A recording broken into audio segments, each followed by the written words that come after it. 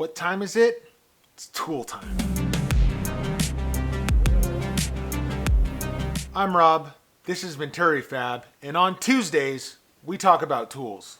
Tools that I find useful and I use a lot in my shop, and I think would be beneficial for you. Today, we're going to talk about center punches. There's three main styles of center punch, right? You've got your standard punch that you put in place. You hit it with a hammer. These work great. They're super repeatable. The problem is you don't always have a hammer, or you don't always have room to swing a hammer. The other main style that a lot of you know are these little self-loaded spring punches, where it's got kind of like a spring set up inside there, and you push down on it, it marks your little center hole. The thing I don't like about these is whenever you need it to do that most is when the spring inside doesn't reset or whatever happens, and you just sit there and it won't punch. It's a pain in the butt. It happens to all of them, especially after you've used them for a little while. They just kind of wear out. Which brings us to my absolute favorite style. You've seen me talk about these multiple times on our channel. This is called a spring punch.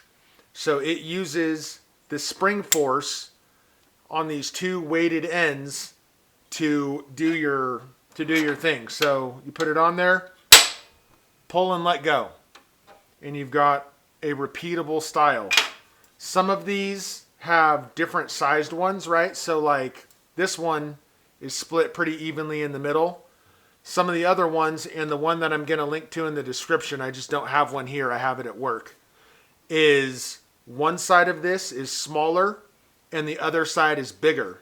So depending if you want a light hit or a bigger indent, you can decide which side you want to use, whether you want to hit it with a lot of force or you want to hit it with a little force. Like if you're marking, like plastic or wood, versus if you're marking like stainless steel or something, you need more force. Those ones let you dial that in a little bit.